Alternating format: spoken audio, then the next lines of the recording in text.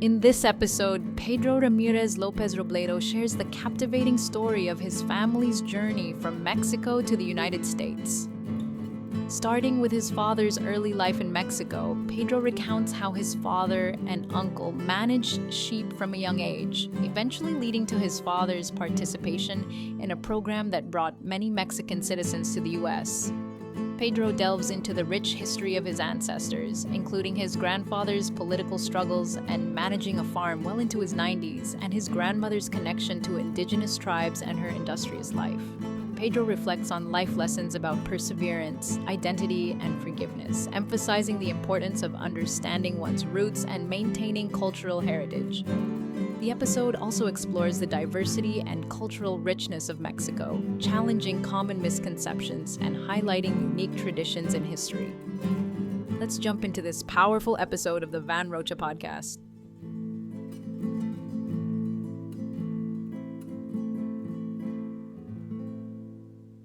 What's your first question, Gene?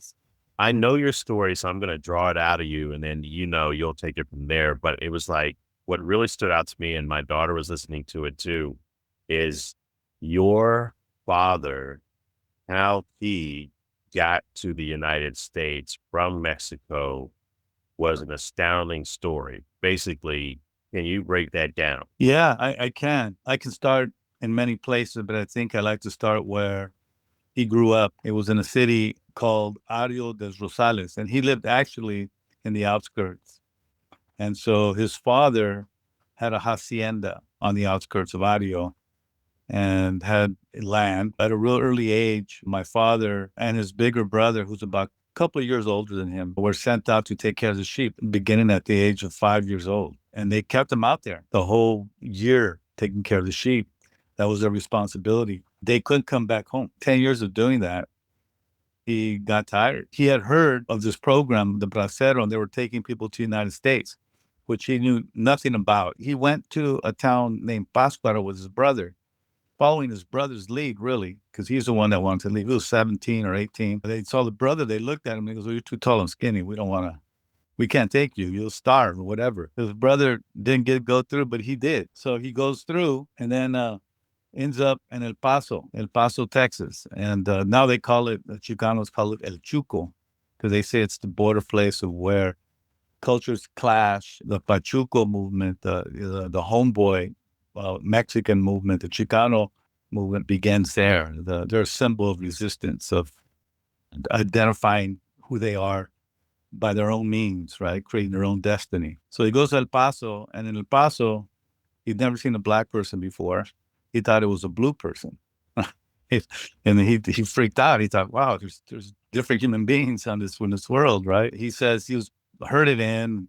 They deloused them and did all that kind of humiliating stuff to them as they crossed. And then they asked him, where do you want to go? Do you want to go to the California agriculture, or do you want to go to the warehouses and the slaughterhouses in Chicago? He chose California. He was pastoral, so he said, I'll go there. He came to California. He was just a young kid, trying to find his way in the world. He was about 15 years old. What year? That was about 1943, 44. Before we swing back to his arrival in California, this is an interesting link for those listening. Your dad's born in 1928, but then your grandfather was like an older guy when your dad was born, right? Your grandfather's from the 1800s, or when was he from? He was born in 1863. So he was already, by that time, about 56. And so, yeah, his story is that he married a very young woman. He was about 42, 41, and she was only like 15. He just nabbed her too. He just took her and said, you're going to be my wife. And that was it.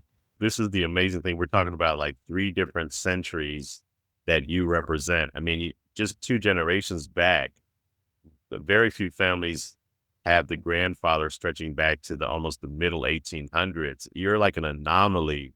That's true. It is. And it's that close, because I got to meet him too. I met my grandfather. He also like treated you like gold. That's what I like. I like that story because he was managing a farm when he was in his 90s. Tell us a little bit about that, because I love that image of this 90-year-old still with strength going around the farm and now his grandson comes from the United States and he treated you like gold. Yeah, well, by that time, he had lost his farm in Michoacan, in Ario. He got into political problems. So when they were doling out the ejidos in Mexico, there was some families that wanted some land that they didn't get. And he actually met with one of the old presidents, named Lázaro Cárdenas, who governed in about the 30s, I believe. At that time, he had a son named Cuauhtemoc. He was just born, a newborn. Cuauhtemoc rose to political power in Mexico during the 20th century. So as a result of that, though, that visit with Lázaro and giving out the ejidos, which were land grants, my uncle, who was having a child at that time with his wife, ended up naming his first child Cuauhtemoc. So I have a relative in Mexico that's still alive today, and his name was Cuauhtemoc. But my grandfather went back and got into political problems. In fact, my dad says he remembers that when he'd go back home after sheep herding, sometimes his dad was gone for about 4 years because he had to hide. But one year he came back, he went away for a little while, just on a daily visit or something. They ended up assaulting my grandmother. They tried to kill her. They hung her, actually. And they got back in time to save her. I guess the men, whoever they were as a family, that said, if you don't get out of here, we're going to kill all your family. So that's when he went to Mexico City. He lost everything. He went to Mexico City and he lived very poorly there, but ended up in Cuernavaca milking cows. He ran into a man from the United States named Gerber. I don't remember his first name, but I know they called him Gerber. And he had about 5 hectares, which is about 8 acres of land in Cuernavaca. And he ended up caretaking for him, but he really gave him the run of the land. He was able to buy his own cattle, buy his own sheep and all that kind of chickens and really have a farm there. That wasn't his farm, but he took care of it. He was able to plant. He planted corn, carrots, bananas, everything he wanted. He always kept me by his side when I was around him. And he never let me work. Much to the chagrin of my big brothers. I'd be wanting to help, and he'd say, no, you stay here. And my brothers look at me and say, you get out and help me. And I said, I can't. He won't let me go.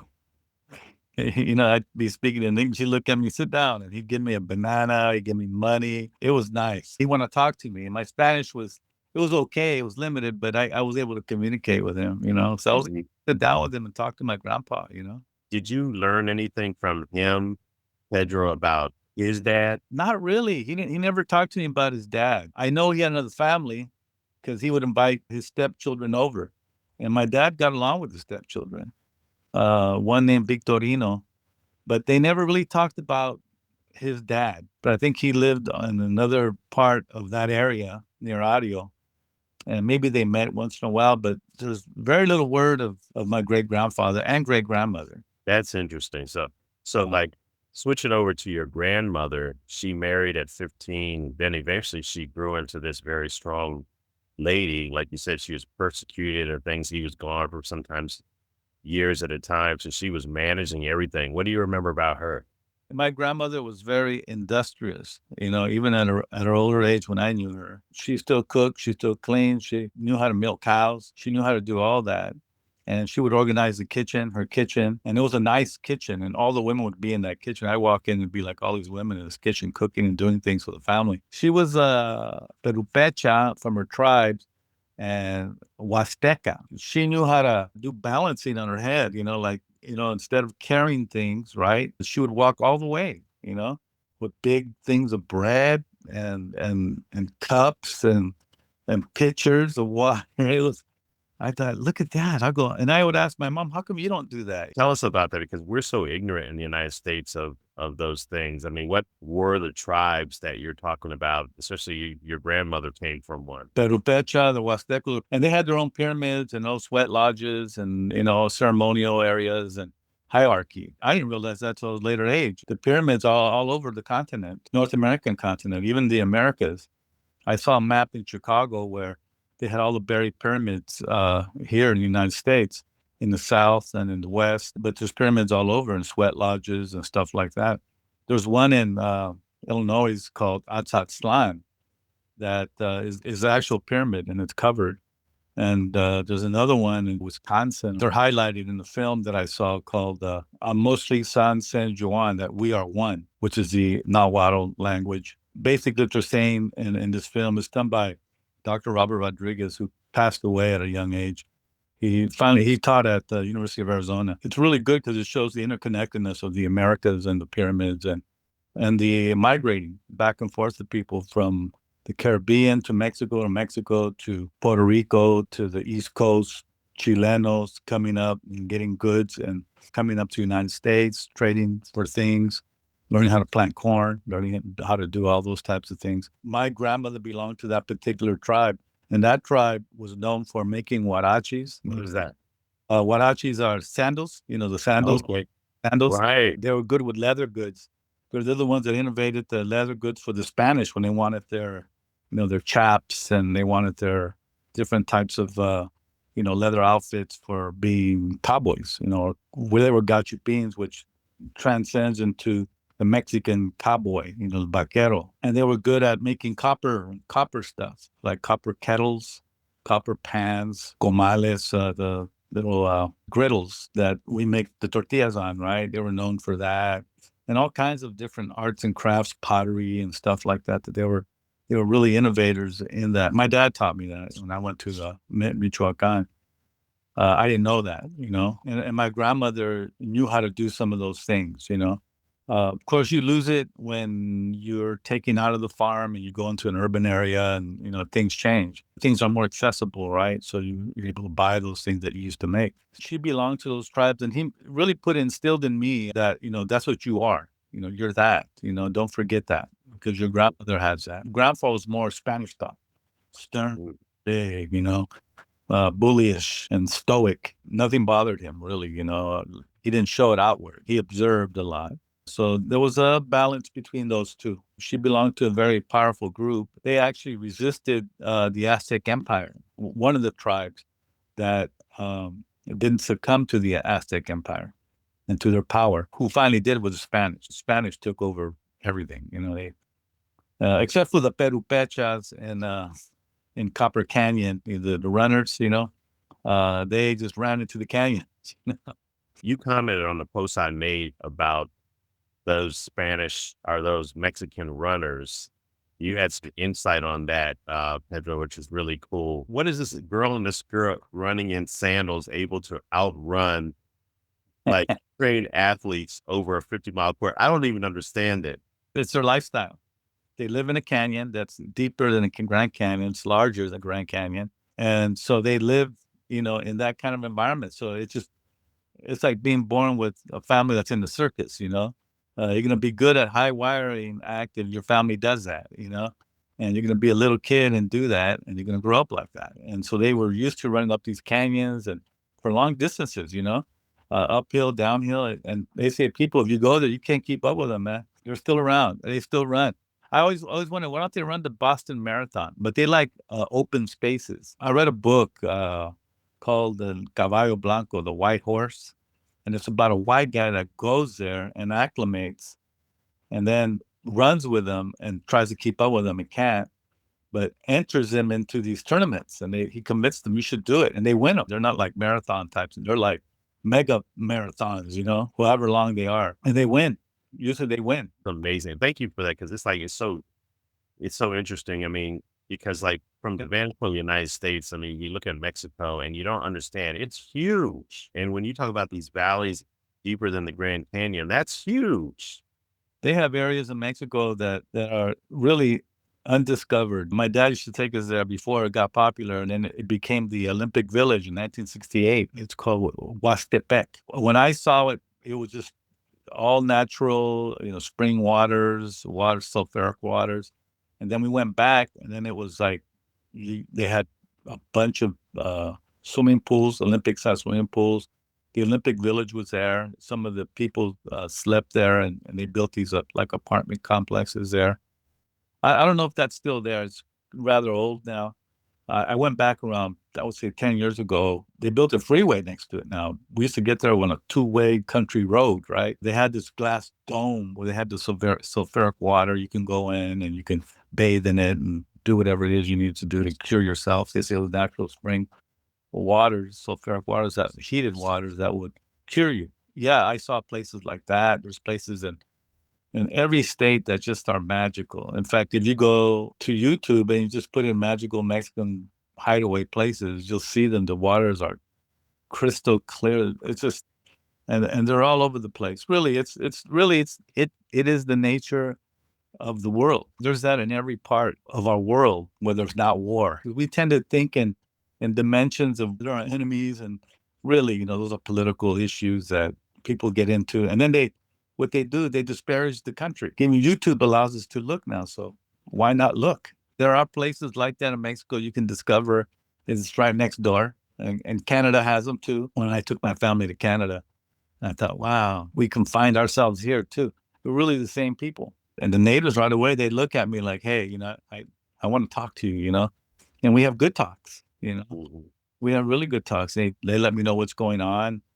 And then the stories, of course, the totem poles are incredible because they tell the stories of, love affairs, politics, war, resistance, being colonized, etc. It's all there. And it happened with the Russians, the USA, every group that navigated, probably went through Alaska as well. It's a fascinating world, that we live in. This open feeling that you have, that's what was contagious to me when I was talking to you, how you're interested in the stories. Your own family even has all this cultural richness to it. It's great for individuals going to be listening to you talk about this because it can help them open up their minds and see things. We have it, especially in this country right now, this bias towards Mexico that's trying to filter out. It's always been there, but Mexico is like so diverse and so cool. I mean, you're Mexico right here, sitting right here. Yeah, we are.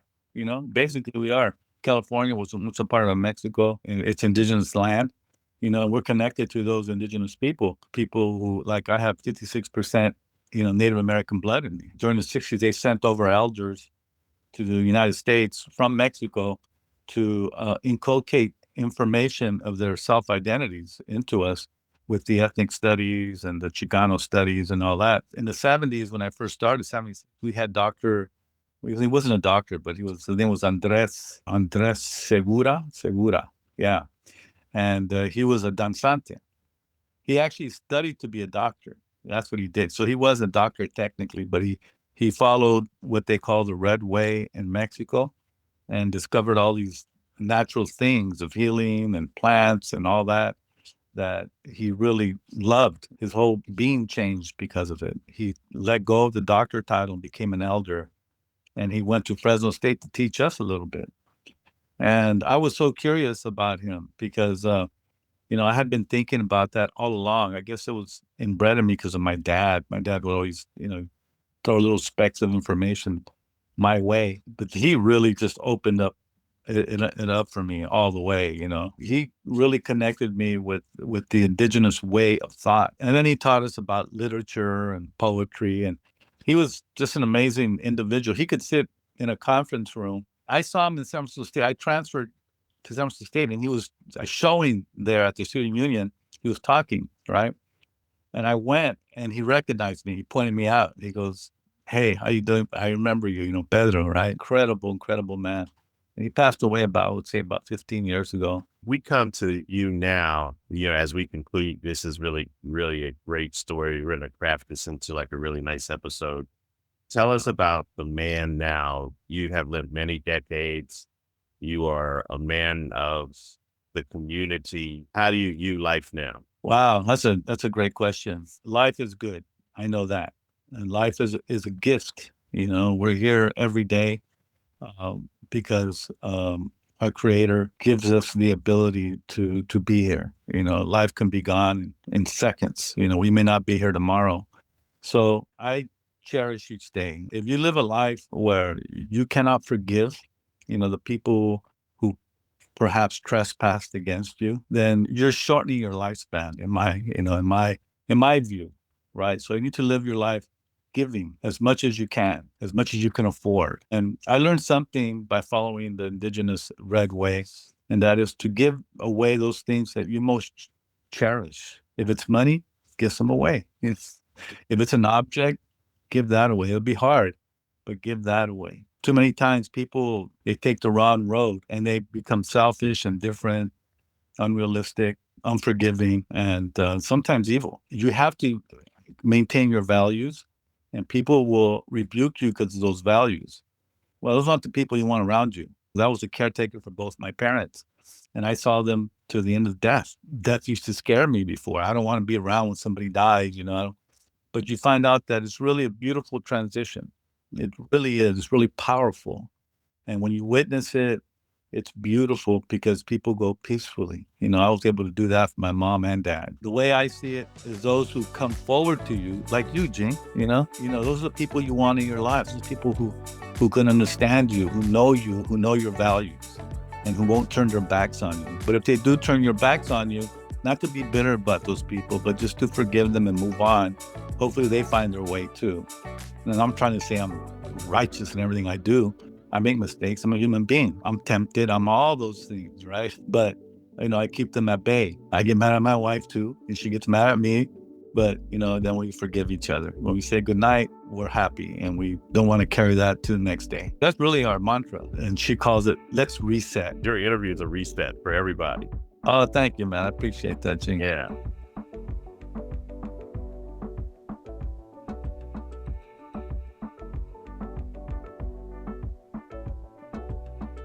Season 4 of the VanRocha podcast is sponsored by Elomia Health.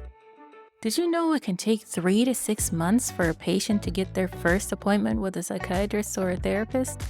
That's a very long wait. The AI mental health chatbot by Elomia is available 24/7 and immediate. Why not test drive Elomia at elomia.com? That's ELOMIA. See the future of AI for great mental health today. This podcast was produced by CrossGen. Thanks for watching all the way to the end, and we'll see you in the next one.